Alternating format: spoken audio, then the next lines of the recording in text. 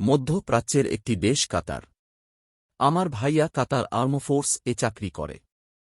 ভাইয়ার কাছ থেকে ঘটনাটি শুনে বিশ্বাস করলাম, তার একটি কারণ ভাইয়া মিথ্যা বলে না, দ্বিতীয় কারণ যে বিষয় নিয়ে ভাইয়া ঘটনাটি বলেছে তাতে মিথ্যা বলার প্রশ্নই আসে না।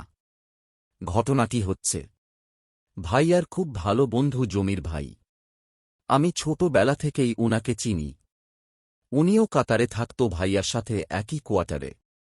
কাতারে সানাইয়া নামের একটা এলাকা আছে, ইন্ডাস্ট্রিয়াল এরিয়া, যেখানে কোনো প্রয়োজন ছাড়া কেউ যেত না। সন্ধ্যার আগ থেকেই ওখানে আর মানুষের আনাগোনা দেখা যেত না। তাই ওই এলাকাটা খুব নির্জন থাকত।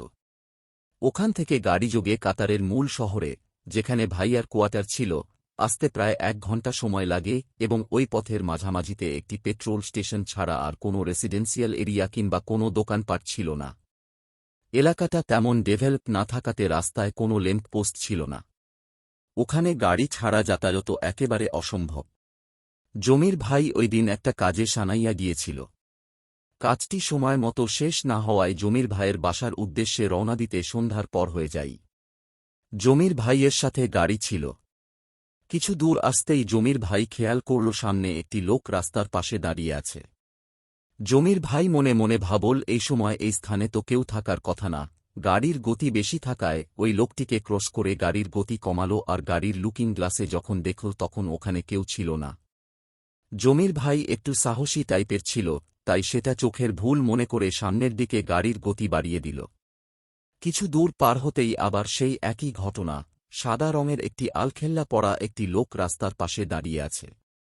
কিন্তু এবার লোকটিকে ক্রস না করে লোকটির পাশে এসে গাড়ি থামাল। লোকটি কালো বর্ণের, দেখতে সাদাসিধে ছিল। জমির ভাই এরাভিয়ান ভাষা জানত। লোকটি তার ভাষায় জমির ভাইয়ের কাছে শহরের দিকে আসার জন্য সাহায্য চাইল এবং লোকটি গাড়িতে উঠে বসল। গাড়িতে বসার পর লোকটি দেখতে যে উচ্চতার ছিল তার চেয়েও লম্বা লাগছে, বিশেষ করে হাঁটুর দিকটা দেখতে নাকি অন্য রকম ছিল। পেট্রোল স্টেশনের পাশে আসতেই তেল নেয়ার জন্য যখন গাড়ি পেট্রোল স্টেশনের ভেতর ডুববে, সে সময় গাড়ির ইঞ্জিন বন্ধ হয়ে যায় আর সাথে সাথে লোকটি গাড়ি থেকে নেমে জমির ভাইকে তার ভাষায় ধন্যবাদ জানিয়ে বিদায় নেয়।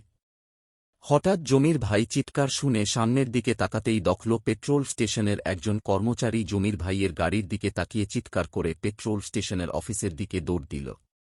জমির ভাই তা দেখে হতভম্ব হয়ে গেল আর যখন পাশ ফিরে লোকটির দিকে তাকাল তখন দেখল হাই হিলের স্যান্ডেল পরে মেয়েরা যেভাবে হাঁটে লোকটি ঠিক সেভাবে হাঁটছে। লোকটির পায়ের দিকে তাকাতেই জমির ভাই যেন জমে বরফ হয়ে গেল। লোকটির পা দুটো ছিল ঠিক ঘোড়ার পায়ের মত। জমির ভাই সাহস করে গাড়ি থেকে নেমে পেট্রোল স্টেশনের অফিসের দিকে দৌড় দিল। জমির ভাই নাকি প্রায় আধা মতো বাকরুদ্ধ ছিল। এরপর জমির ভাই ভাইয়াকে ফোন করে ওখানে আসতে বলল, সাথে ভাইয়ার এক রুমমেট ছিল তাকে সহ আসতে বলল। ভাইয়া কি জন্য জানতে চাইলে ভাইয়াকে আসতে বলে ফোন লাইন কেটে দিল। তারপর ভাইয়া ও ভাইয়ার রুমমেট এসে জমির ভাইকে নিয়ে ভাষায় যাই। এর পরের দিন জমির ভাই ঘটনাটা সবাইকে খুলে বলে।